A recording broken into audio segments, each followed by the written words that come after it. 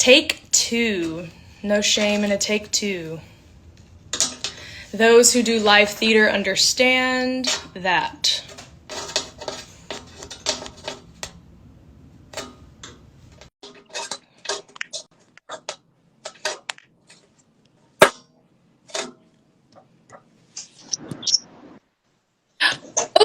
Oh, here we go. We did it! That's what we needed to do. I needed to watch. Finally! So good to see you both. Nice to meet you. Yeah, great to see you. Sorry for the tech woes. I've never used this before. Sorry, I was just saying, people in live theater understand completely when it comes to a take two. Sometimes it takes two, Well, I would like to invite everyone here watching with us, and I'm sure we'll have people kind of trickling in and out. That's how this typically goes in this space. But this is our Bright Spot feature with Helios Opera that we do every week, where we love to spotlight industry professionals who are making wonderful change, positive effects, and spark our industry. Opera and classical music, and you guys were nominated for this week. Everyone, I would love to introduce you to Whistling Hens, the chamber ensemble founded by Natalie Groom and Jennifer Piazza-Pick. Welcome. Thanks for having me. Thank you guys so much for being here and for your time, and I'm so excited to get started. And we're going to be talking about the female perspective and, some things like gender inequality and what a day to talk about those things, considering what has happened with the Supreme Court announcement with the overturning of Roe versus Wade, a dark day to some, to many, a lot of people. So we'll just get started, and I would love for you guys to introduce yourselves. Who is Whistling Hens? Who is Jennifer? Who is Natalie? How did you guys meet? How did you come up with this idea of your ensemble and the name, especially because I love the name. So I'll let you guys just take it from there. Well, I'm Jennifer Piazza-Pick, and I am. This August, I will be assistant professor of music and voice at Queen's University of Charlotte in Charlotte, North Carolina. Oh, congratulations. That's wonderful. Yay! New position I'm very excited about. Of course, that's awesome. Great. And Natalie, go ahead, I'm sorry. Yeah, I'm teaching clarinet and chamber music at University of Maryland, Baltimore County, and working full-time at Washington Performing Arts in DC, which is a major arts presenter in this area. Oh, that's and wonderful. Jen can tell you our origin story. Yes, I can't wait to hear. Well, so Natalie and I did our doctorates together at the University of Maryland, College Park, and we both had to take the research class because it had been long enough past the time that we had to take it again, and the two of us were like the only two people who ever talked in that class, and our professor didn't quite know what he was doing, and we sort of led a lot of things. And so one day we were just like, I like you. Well, I like you too. And then it turned out that we both had sort of a passion for women composers. So we thought, okay, what can we do? Soprano and clarinet. Okay, Shepherd on the Rock. Yes. Right. Okay, but what else? Songs. Like, what else can we do? And do we have to do everything with piano? What can we do? So Whistling Hens happened because I was reading a biography about Nadia Boulanger, and they were talking about her sister, Lily, and there was a male music critic of Lily who said women composers are at best whistling hens. And as soon as I read it, I immediately got it and was like, Natalie, I found our name. Oh, that's perfection, truly. Wow. Oh my gosh, that I had no idea. I've just learned something new. Thank you for that. That's wow. Good job, Jennifer. Thanks. It was just this moment of like, oh, this is perfect for us. Yeah. So sexist thing. 100%. Yeah, I love that. Getting into that. So what would you say going off of that would be what is your main mission as? I mean, your bio on Instagram is what kind of drew me to you specifically, that, performing and commissioning music by women composers is what your MO seems to be. So let's talk about that. Let's talk about your mission, how you guys came to that idea, the Whistling Hens.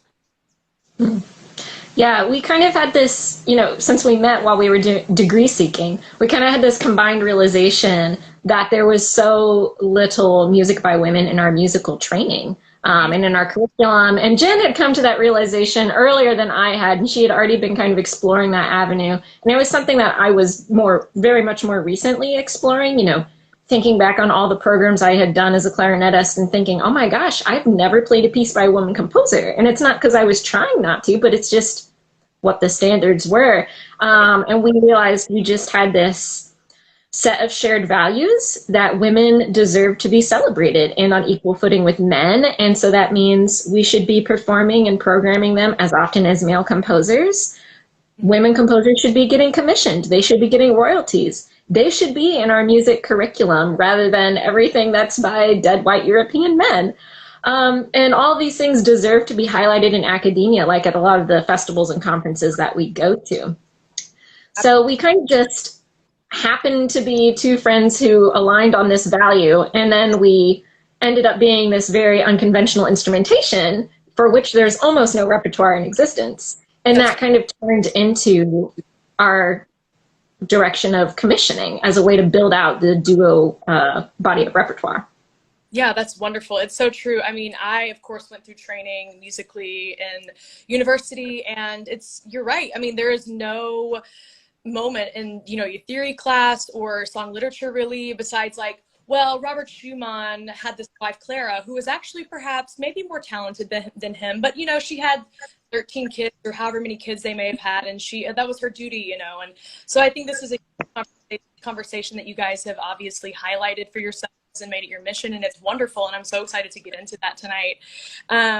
So speaking of that, so you kind of have mentioned how you got into music already and your individual journeys. Do you want to speak a little bit about kind of piggybacking off of your training? Like, do you feel like there's some things lacking in your degree training, specifically obviously with women composers, but you think there's a disconnect with training with that specifically? Yes, you mentioned song literature, for instance. We might mention Clara Schumann, or we might mention Fanny Mendelssohn Hensel. And we mention them because of the famous men with whom they're associated, right? Right. One of the things we learn in song literature is that Löwe actually did the first setting of Erlkönig before Schubert. That's actually not true. The first person to set Erlkönig was Corona Schröter. She worked in a theater with Goethe himself, and he asked her to please set this music. She was an actress in the theater. So actually, that is not true, what we learn in songlit, right? And wow. So idea, you just taught me something. Oh my goodness. Wow. I learned that in my doctoral song literature course because I was researching two other women in a similar time period, Emily Zumsteeg and Luisa Reichhardt. And Corona Schröter's name came up, and I was like, I don't know who that is. And then, oh yeah, she set Erlkönig because Goethe asked her to. Oh, hey. So I think, just thinking of song literature alone right there, but then what opera arias do you sing by women? Barbara Strozzi is the first woman composer that we know of who wrote an opera. Mm-hmm. And in the Hal Leonard Heritage of Song, you can find the aria of the Shepherd that comes from that opera, but it's treated more like a song, kind of like the 24 Italian hits.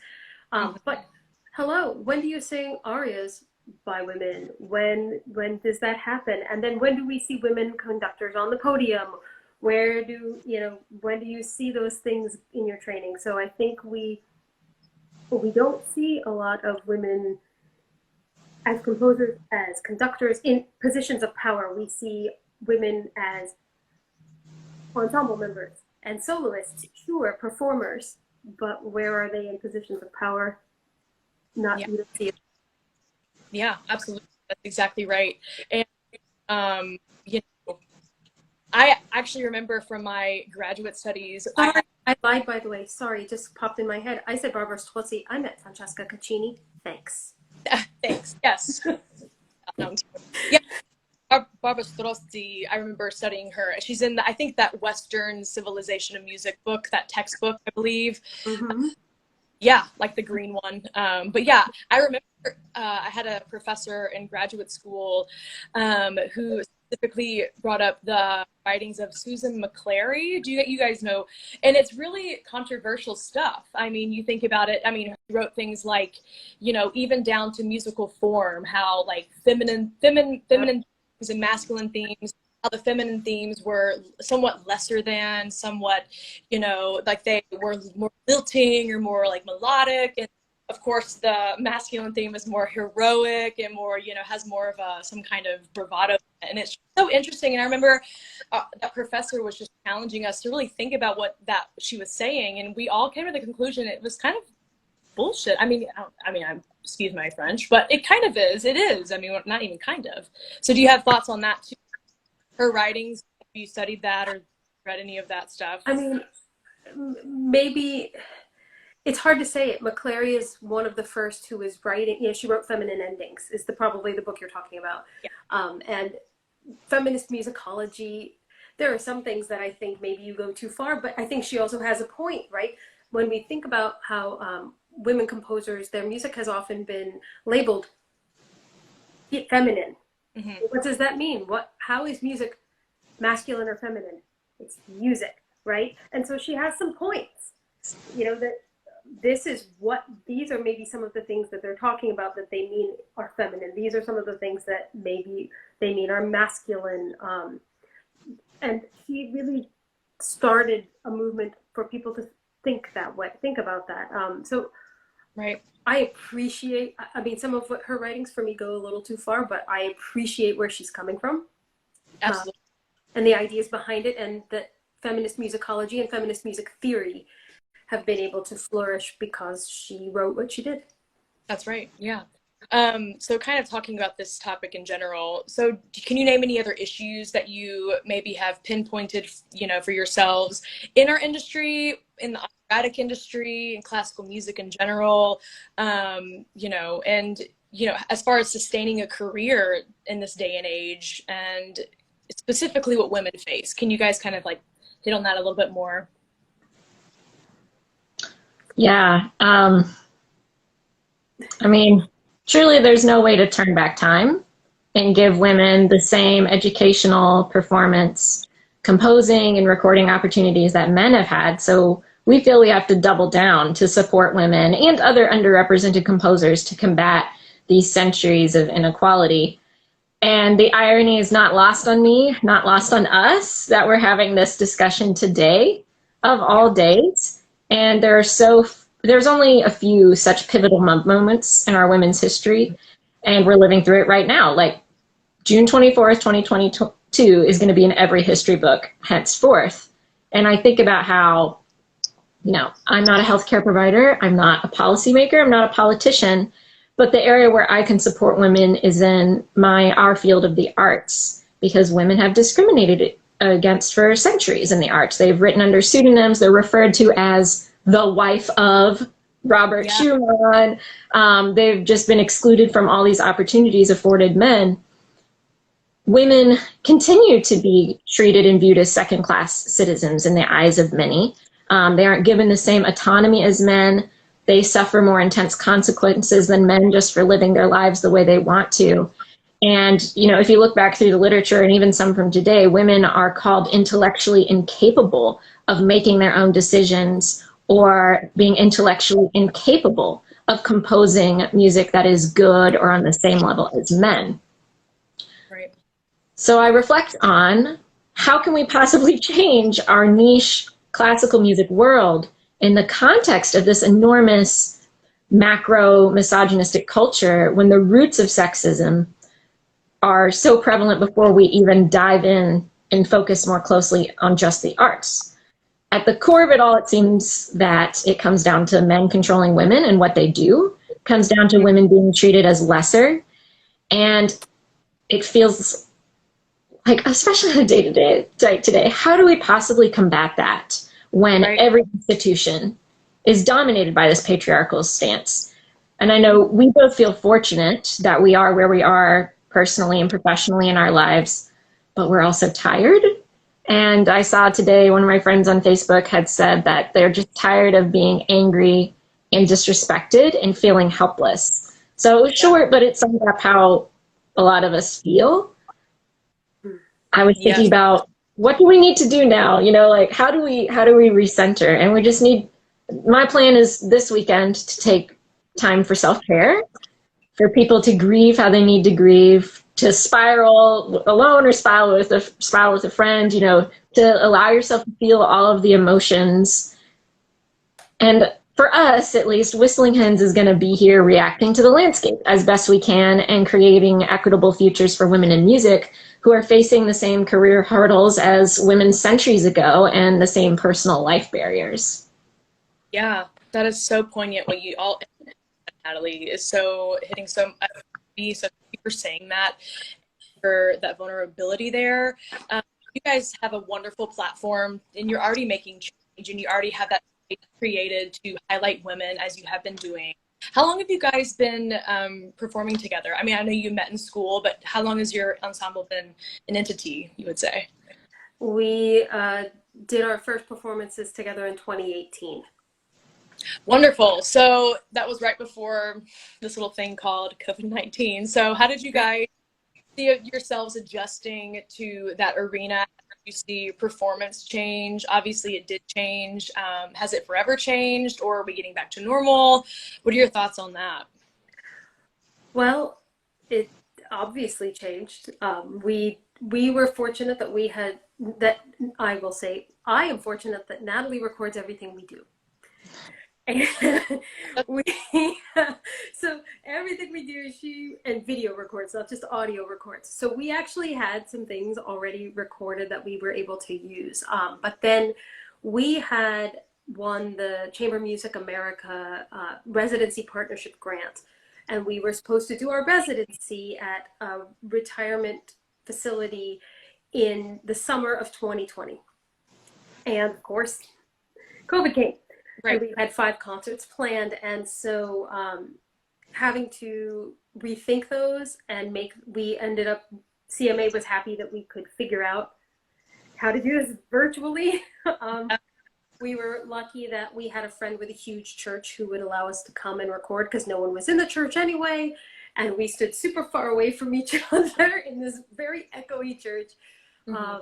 To record everything that we could, and then using various online platforms to put together 4 programs with interviews with some of the residents. Natalie was a resident artist at the time at that facility, so she was able to do some interviews, and we put together a lot of things for that. So that, you know, we've done, and then a lot of conferences too, because of recordings that we have that we've been able to submit for online conferences and online performances. And we've both been a part, of course, of the virtual choirs and virtual bands and virtual concert, this and that. But I think things certainly have changed. The self-tape is definitely a thing now, and you gotta know how to self-tape. It's no longer just like send in my audio recording. You gotta know how to do a self-tape. You've gotta know how to put yourself in a room and do an audition like this. Just how we're doing it right now. Exactly. So I think those things have certainly changed. There's, of course, with the advent of sound jack, perhaps we are going to be into, when that can be a technology that is more available to most people, I think we'll be able to do more virtual rehearsing in real time when technology like that really takes hold. And then that helps for people like Natalie and I who are making music together but don't live in the same place anymore. Well, we should be able to rehearse real-time live. So I think those things will change our career. And I think it brings us different audiences, which is amazing. Absolutely. Yes, that's a definite positive light to take from it. You know, people have more accessibility to it and can tune in or see things that you're doing than necessarily they couldn't have seen before. So that is something to definitely look forward to. So speaking of some of your endeavors that you've done together as Whistling Hens, I love saying it, Whistling Hens.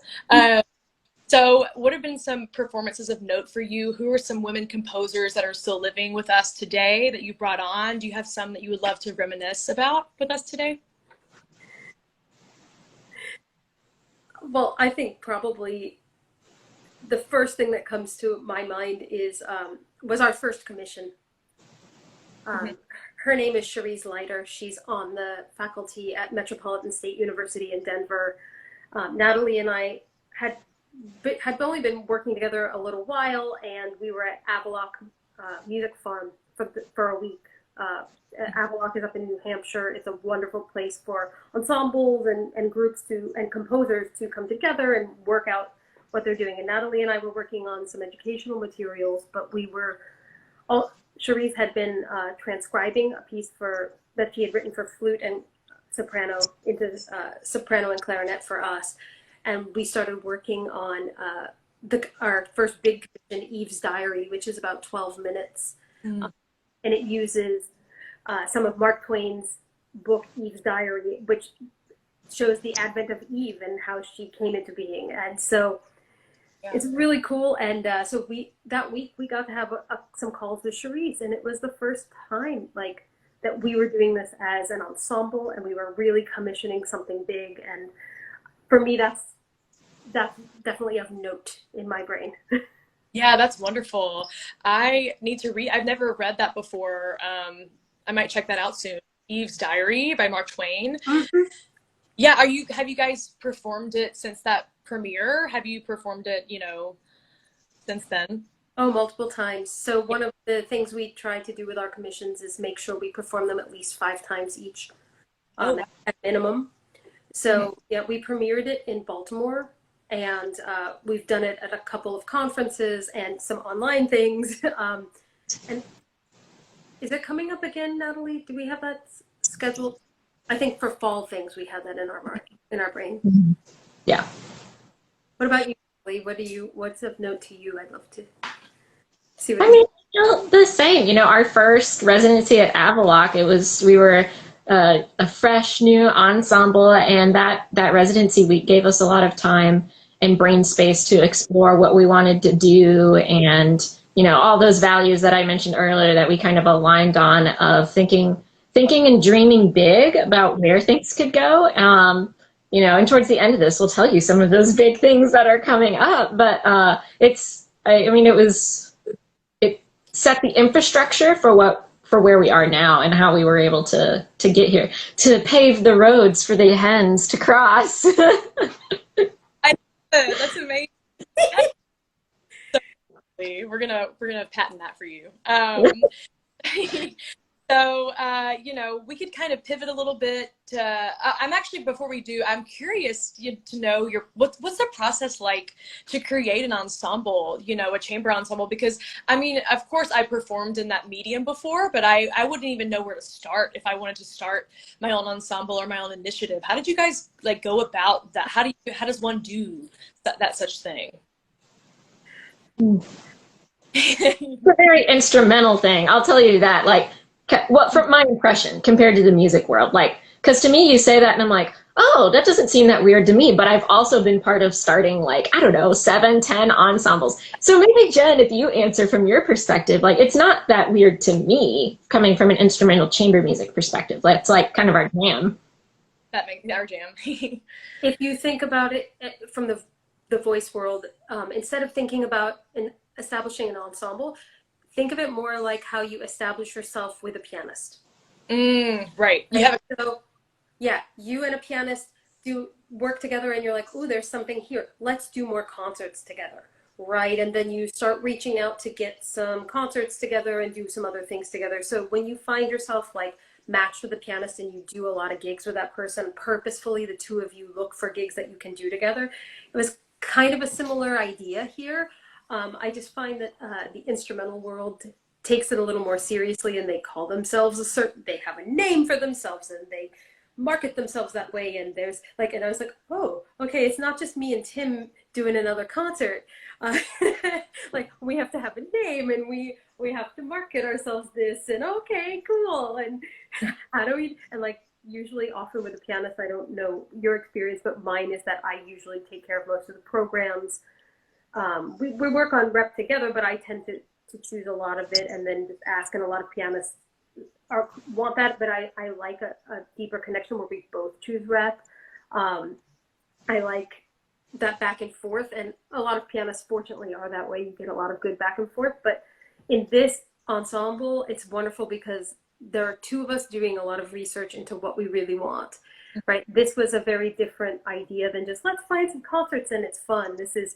We also have a mission, and we want to create concerts and experiences for people with this mission in our mind. Absolutely. It's a wonderful mission. You guys have such a platform, and I can just see it growing, so especially after today. Can you tell me a little bit about who inspires you today? Some women, whether it be some performers or people not even in the industry. Do you have some women that really hit home with you guys? I do. Yeah.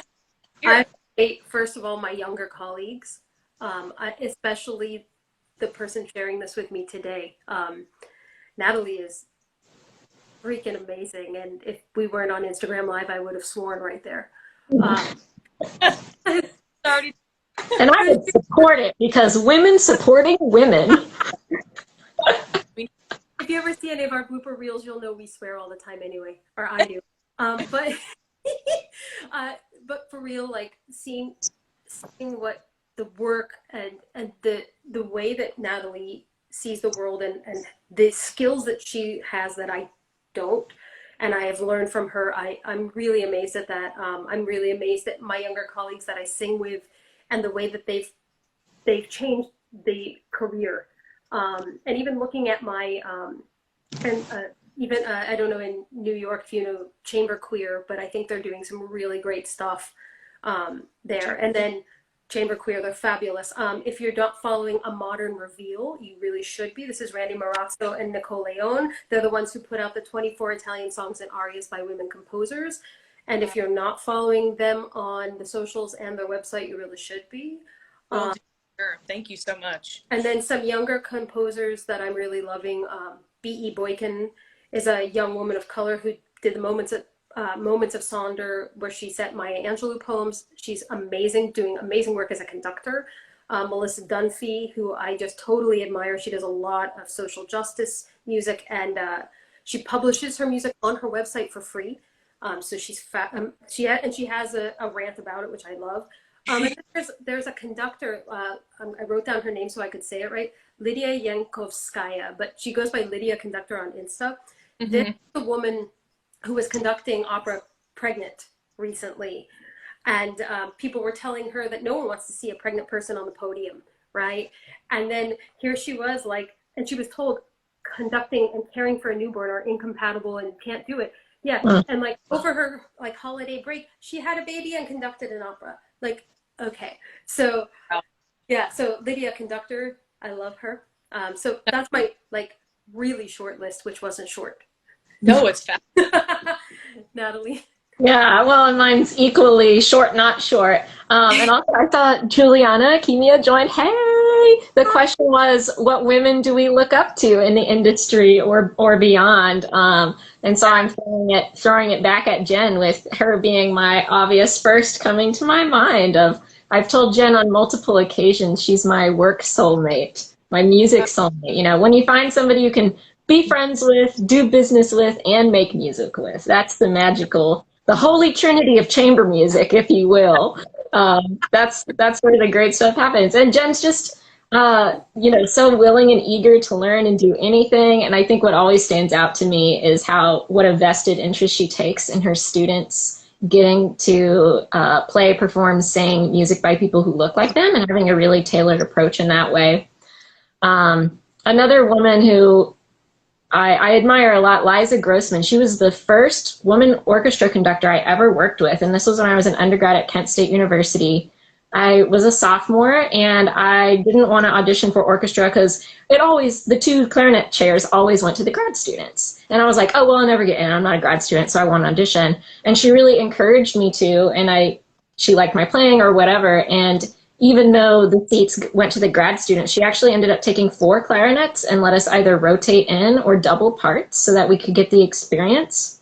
Yeah. And it was truly a changing moment for me to see her on the podium. And also it's just such an amazing, fantastic woman. You should look her up. She did, was it Cleveland Children's Youth Orchestra or something, but now she's onto this venture called Kaboom. It's just the coolest.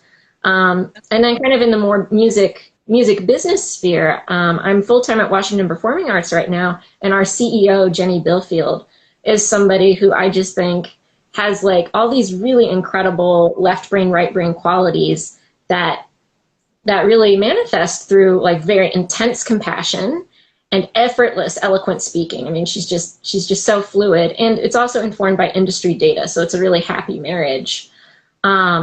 And lastly, like totally outside of the music world, I work as a course facilitator at the University of Arizona for the business school because I did my MBA there. And the woman I work with there, Diza Sowers, she teaches business communications there, and she coaches people from everything from like proper sentence structure to making executive presentations to coaching mega companies in crisis situations. And she works all over the world. She has this mega contract and with like the Sultan of Oman and stuff. I mean, she's so legit, and just I learned so much just from being in her presence. And you know, for all of these women, their unconscious competencies really astound me, and the patience and care with which they treat everybody around them is what I aspire to do as well in my life. Absolutely. I love how you guys spoke about your connection when you first met and the connection with women. I have always viewed relationships with women to be very sacred in a way, and I've really enjoyed my own relationships with women, and you know, women have helped me grow and have mentored me the most, and I think working with women is such a gift. So thank you for sharing those industry professionals. I'm looking up so many of them when we get off our call, but thank you for sharing. So speaking of that, do you guys have some women composers that you look to that you know need more limelight, that you know people need to know more about? I know there's maybe handful that we learn about in school, but can we maybe name some more that we wouldn't maybe think about? Are you thinking historical or living? Maybe, yeah, whatever you guys hear with that. I'm happy to hear. Okay. Well, that's kind of broad. This is really hard. Maybe not living or living. I can do it. No. So instead of Fanny and Clara, as we mentioned, try Alma Mahler. Right. And Josephine Lang. For beginning singers, there's some really wonderful music by Luisa Reichhardt and Isabella Cobran. And then the sisters, Maria Malibran and Pauline Viardot. Definitely, Pauline just had her 200th anniversary, and like it didn't really get celebrated because of Beethoven. Right. And then obviously we hear about Florence Price, Margaret Bonds, though I love, and Undine Smith-Moore, just absolutely love. And then I mentioned Melissa Dunphy and B.E. Boykin earlier. I absolutely adore their music. I just think they're marvelous, and I love singing what they write. I love hearing what they write. So look, that was my short list. Oh, that was hard. Okay, now. You're great. Yeah. I mean, too many. Too many. Yeah, too many for sure. And in the clarinet world, there just aren't as many historic, that I can speak to. But one who always sticks out in my mind for a lot of reasons is Rebecca Clark, who has just gorgeous, gorgeous music. And particularly the Prelude, Allegro, and Pastoral. I've played that a few times. It's for clarinet and viola. And there's just something about it that for me, like, really feels like home base in a way. Like, even the way the clarinet feels in my hands and the register that it sits in, it just feels so good and soothing. And her story is another reason why it sticks with me. I mean, she's somebody I admire because she's a woman of many firsts, and I don't want to tell you all the things because there's so many great ones. I encourage you all to look her up and look up her life. But she just suffered her whole life from depression and imposter syndrome, basically, even though she was this incredible performer, composer. And I think her music is tinged with that, and so you just kind of hear this suffering in a lot of it, which sounds like a real downer, but it's really beautiful. So I encourage you to all look her up. Yes, Can you please? And I know, I'm sorry if we don't have time, but like tell the story about the concert with the two different names on the program, her pseudonym and her real name. Yeah. Oh, yeah. There's a couple. Go as long as you guys want. Go ahead. Yeah.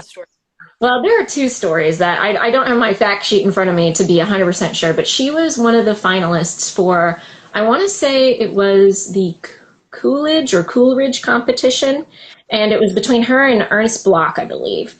And they tied and the committee deliberated and they awarded it to Ernest Bloch because they said, well, a woman isn't intellectually capable of making music that good or whatever. And then eventually I think she became the first woman of the Coolidge patronage, but not for that award. And I would need to check myself to make sure that was the name of the competition. But then the other story, say it one more time. Is that Rebecca Clark, right? Yeah, okay. Rebecca Clark.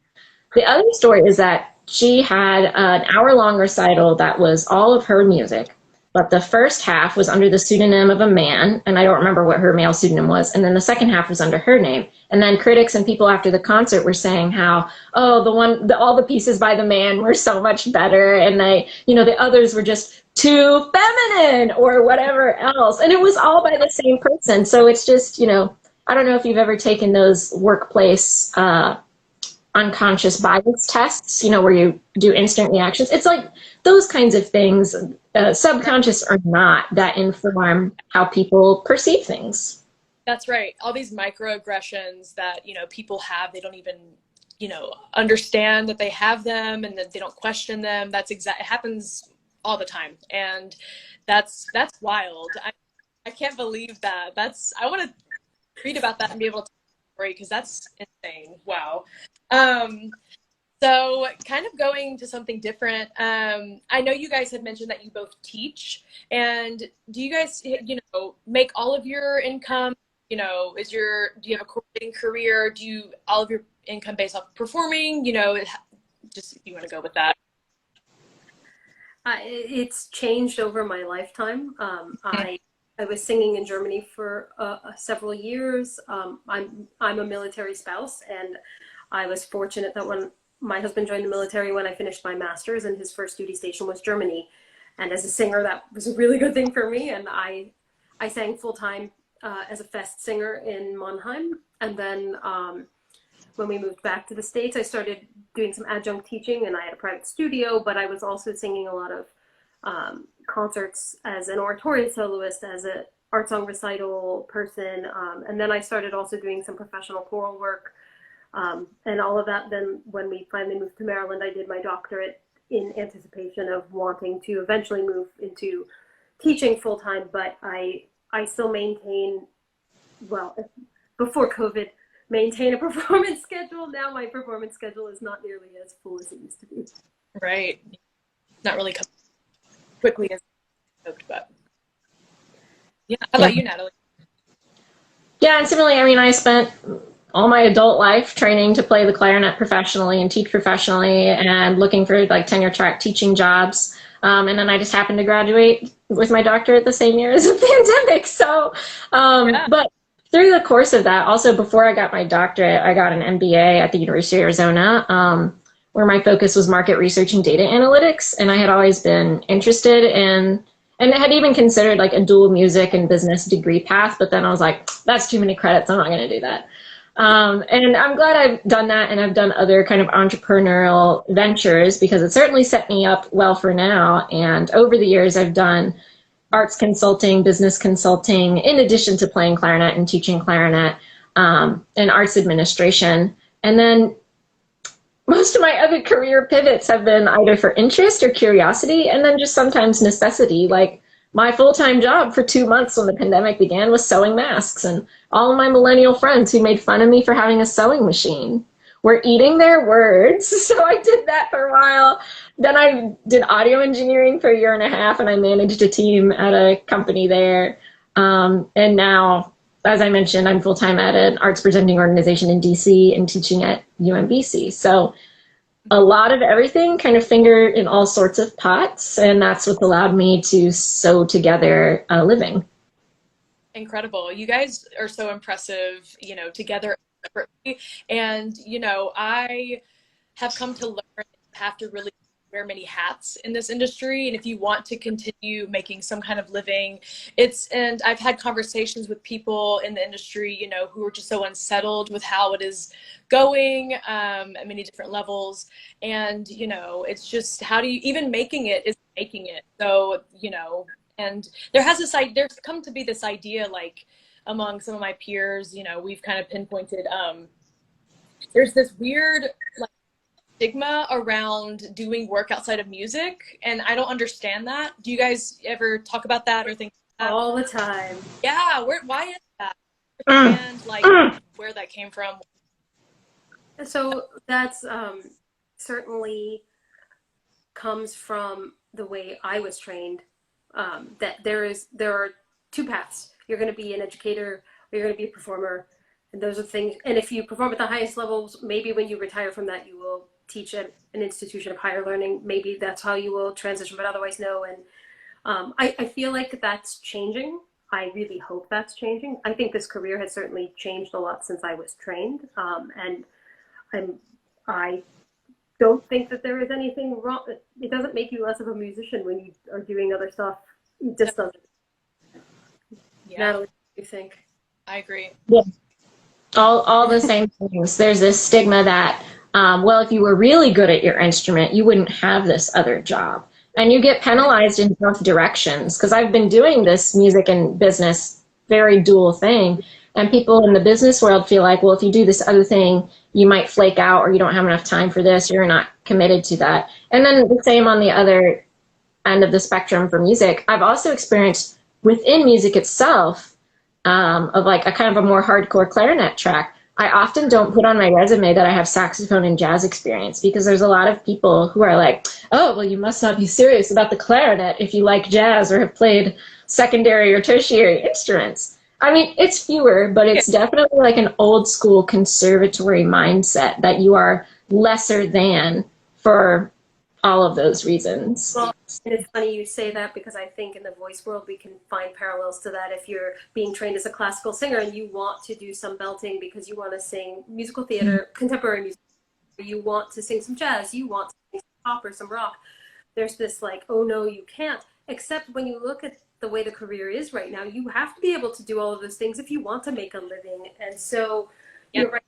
I think it's a very old school belief that I do hope starts to evolve, is starting to evolve. Absolutely. Wow. Yeah, 100% all those things. So kind of going to the teaching side, I know you've mentioned that you both teach. If you were to give advice to your students that you wish you'd been given at the beginning of your career path or the beginning of your studies, do you have any advice for people getting started? Any words of wisdom that you could share? Right. First of all, it takes as long as it takes. Everything takes as much, it will always take longer than you think it should. And okay, but your career is not going to be linear and it's not the same as 20 years ago. So I would suggest, aside from thinking like, okay, this is going to take as long as it's going to take, to think about how you personally define success. Because I can say that my career has not been what my teachers probably would have told me was successful. But I think I'm pretty successful. I find myself successful. Not only have I done all of these things as a musician and as an educator, but I have been married for over 2 decades, and I have visited 43 countries in all 50 states, and I've run 2 marathons, and you know, I do, like, there's other stuff. So what is your definition of success? What do you think that is? And other people are going to give you advice about what to do, but make the choice for you and take the risk when you're young. Go and, you know, my friend started his doctorate with Natalie and I in the first year. We were both voice, and he got this offer to go and do school in the Netherlands. And he's like, yeah, but I started the doctorate. I should probably do this. And I was like, why? You know, he's in his late 20s. And I was like, that doesn't make sense. If you really want to go, do you want to go? Well, yeah, I've always wanted to sing in Europe and see if I could make a career. Then why don't you go? Like, school will always be here. Yep. You can come back and do it. And you know what? He went, and he's fabulous, and he's doing all this stuff. And this summer, he's not a young artist at Chautauqua. He is doing a role as a resident. So cool. He's amazing. So I just take the risks while you're young and make sure you're doing things that align with what you want in your life. How do you define success? Absolutely.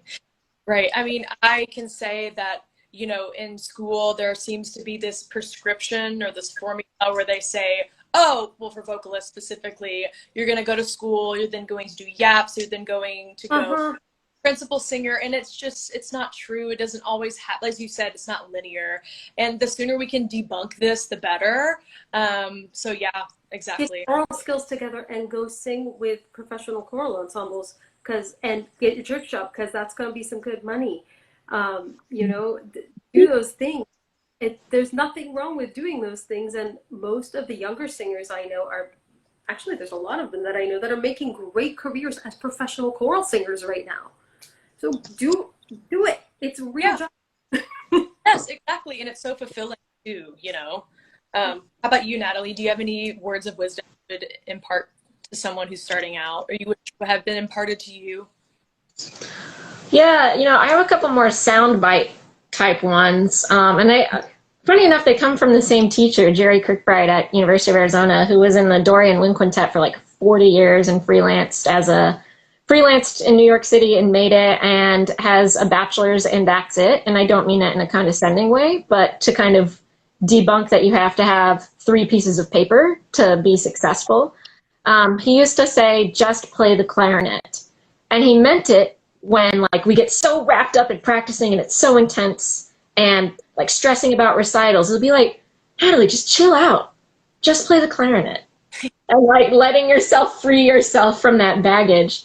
He also told me, I wish I had known this, like even in high school, don't do a good job too fast so that you can manage expectations. So when somebody says, hey, can you do this thing, and you turn it around in less than 24 hours, people then think, oh, they'll do things in less than 24 hours and they'll do it well. And it sets this precedent for you that sometimes you might not want to have.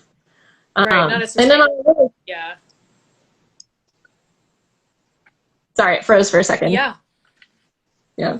No, yeah, you're fine. Go ahead. Yeah, the last thing he used to say was, it's the note before the hard note. On a very technical level, when you're stressing about that high note or whatever it is, if you think about the note before it and you don't rush it, the hard note won't be so bad. So take that to your practice, clarinetists. Actually, it's something I tell my singing students all the time. It's not the high note, it's the notes before, how do you prepare them? If you don't, it's like preparing for a test, right? If you study all week long, the test is more likely to go well. If you study right outside the door, right before the test, and it's the same thing with singing a high note, right? Are you prepared before it happens? Absolutely, yes. So that is so wonderful. Thank you for sharing those words of wisdom. I'm definitely going to be writing them down in my personal later. And let's go ahead and start talking about your projects coming up. Let's do some plugging. I want to hear what you guys have planned. I want everyone to know, all the good people, let us hear it. Okay, well, we have a commission in the works with Jennifer Stevenson, who won the Dark Water Women in Music competition when we were ensemble in residence there last fall. With her piece, Letter from Beirut. She's writing a little commission for us. We have a commission with Kimberly Osberg, which we should have also by the end of 2022. We are working on a commission with Melissa Dunphy for 2023. And our debut album, Reacting to the Landscape, comes out October 1st. Oh, congratulations. That's so exciting. And then, Natalie, you have a list of our upcoming performances as well. Yes, we will definitely note of them and plug them for you guys as well. That's so exciting. Natalie, you have a list, right? Oh yeah, I can share the list. I mean, the big thing is the album, and a lot of what we're doing is kind of the lead up to that. But next week we're going to Reno, Nevada, to perform at the International Clarinet Conference, and then the end of July is National Women's Theater Festival at North Carolina State University. And then as we approach our album launch date of October 1st, we're going to have some concerts around that. Probably at UMBC, where I'm at, and probably at the retirement community where I used to live and work. And in January, we have 2 shows at Queen's University, which is where Jen is going to be, and then her former university, Georgia College and State University. That's wonderful. Wow. But I want to say it's a really fun thing as a singer to tell people you're going to Clarinet Fest. I didn't know that there was for clarinetists. That's the International Oh, Clarinet it is Association hardcore. called Clarinet Fest. And I just have been enjoying the last like 3 weeks saying, oh yes, at the end of the month, I'm going to Reno for Clarinet Fest. upset. Okay, that's so exciting. Well, this has been so enjoyable. Thank you both for your time and for your words of wisdom, answering all of these questions and doing the good work and the important work, especially in the landscape that we are now in, have been for as long as we can remember. And so speaking of your album name, Reacting to the Landscape, can you give a little information about what the you can't NDA? No, Natalie, go ahead. Oh, we totally can. And I was just thinking about it today. I texted Jen and said, this is the landscape, from all the news we're hearing now. So that title comes from an interview that Marin Alsop did a while ago. And for those of you who might not know, just because it's orchestral conducting, she was the first woman to be a woman conductor to be appointed to a Big Ten orchestra in the U.S. And she was doing an interview where somebody asked something to the effect of, well, why are you creating courses specifically for women conductors? And, they have a little dialogue about it. And she said, it's not something I specifically set out to do. I'm just reacting to the landscape. And I was like, yes. Yeah. I feel like that's what we were. We were just reacting to what we saw around us in our curriculum and everything that we're experiencing as women in the arts and in greater society. Absolutely. Definitely. Well, you guys have such a great platform, and I'm so excited to continue following your journey and to tell every single person I know to check out the Whistling Hens, where you need to go and see what's happening with women in the arts. And I would love to ask, do you guys have a nomination for Bright Spots? We actually each have one. Oh, let's hear it. Excellent. So I would like to nominate Julia Mortikova from the Mississippi University for Women. She is the founder of, oh yeah? Yeah, wow. Julia runs the International Music by Women Festival there, and it's a wonderful festival, and she's had incredible support from her institution for it, and so I think she's a mover and a shaker, and I think she's wonderful. So I would nominate her. Excellent. Yeah. And some of our newer friends, I would say the team at National Women's Theater Festival that we were mentioning earlier where we're performing. I mean, it's something that we just discovered this year. I don't even remember, I found it on Instagram or something, but all the communication has been really exciting in terms of how it positions women in the arts and how we can, the session that we are presenting actually has to do with infusing classical music / art song and theater, and how it could overlap with opera and all these other areas. And so they've just got a very interesting mindset on how to approach these things. And honestly, something we really love is that at their festival, they do have childcare. Wow, really?